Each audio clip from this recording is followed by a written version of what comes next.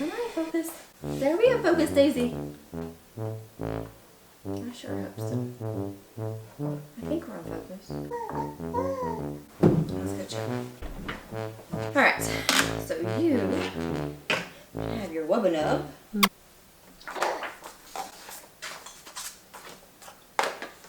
Hey everyone, so this is our next sew along. I am so excited for it. I am actually, this garment is actually one I already have a tutorial on. It's one of my full sew-on tutorials. It's a cut and dry, concise, to the point, all that jazz, which a lot of you like, but some of you really like the more slow down, walk you through it, which is what this is going to be. So welcome to it. This is going to be the old-fashioned baby t-yoke pattern. It is gorgeous. I had it requested from, well, I had an old-fashioned baby gown pattern requested from a viewer who was expecting her first grandchild. I think she said in July. Congratulations. I'm so looking forward to those days of being a grandmother and sewing with all that, but that's all right. So okay, so the old-fashioned t-yoke pattern, the sizing is a little bit on the big side. So it's going to fit an infant, and you're going to be able to take some really pretty pictures and all that. And then it'll fit up to about 16 pounds is what she says. So that's around, 4 to 6 months depending on how, depending on how big, whatever. More coffee. Anywho, just an FYI on that. I think it's a pretty pattern, but it is a little bit on the big side for infants. Not that it doesn't still work.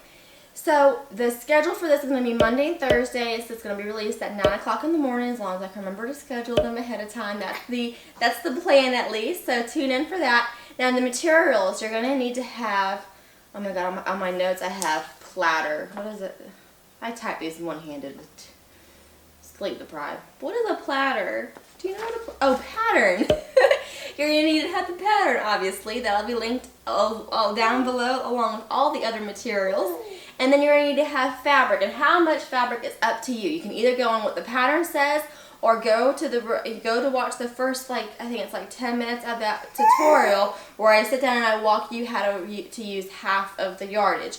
Now, if you do that route, you're not going to have enough for a full-on sleeve. You'll have enough for the top of the sleeve, and then what I did for that tutorial is I finished the sleeve off with lace.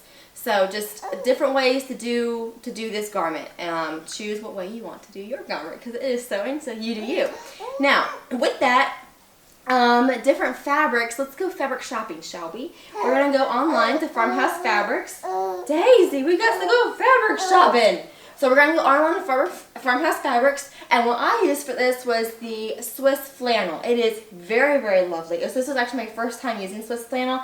It is heirloom quality. Up until this point, I've used the superfine flannel, and it is lovely as well. It's more on the cozy side of things, so if you want to make something super soft and cozy for your baby, that is the fabric to go to. But if you want to make something like heirloom quality, it's not much nicer than the superfine flannel. They're just for different purposes. Superfine is more for that cozy, soft feel, whereas the Swiss flannel is more for the heirloom, it's nice stuff. So that's an option, and that's, like I said, what I use. I use the pink one. And then another great option would be the satin batiste. Satin batiste is a great option, especially when, you're fairly familiar with sewing. You pretty much are going to get a garment that you like out of it, but you don't want to go up to the Nola or the Burmissima or whatever else I can mispronounce. You just, you kind of want to stay a little bit more budget friendly. It's a lovely, lovely fabric.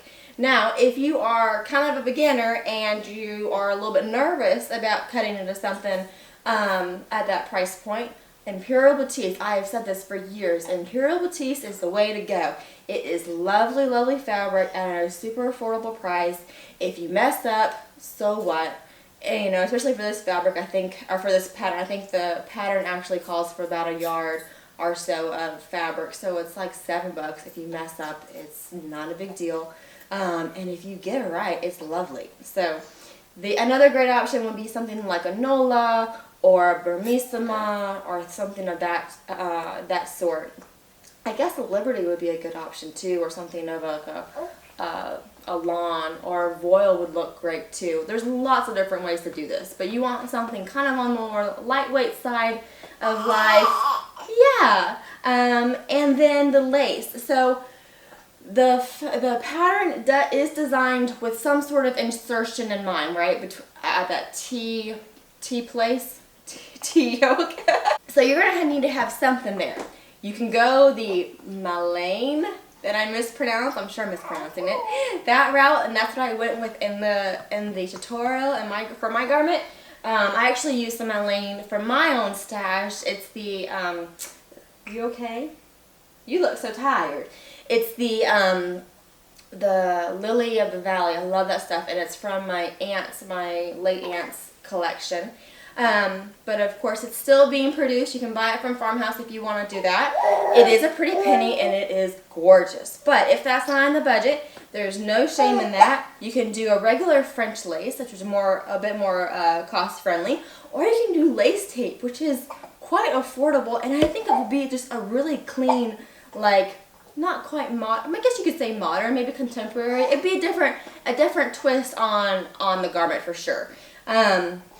With any of this though, you may want some starch. I don't personally use starch, but I know a lot of people do, and they say it makes the lace easier to handle, so to each their own. You may want some starch with it.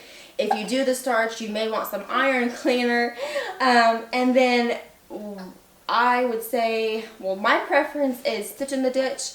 I also like water-soluble stabilizer, but you're going to need to have some stabilizer, whether that's stitch in the ditch or water-soluble or heat dissolvable, whatever floats your boat.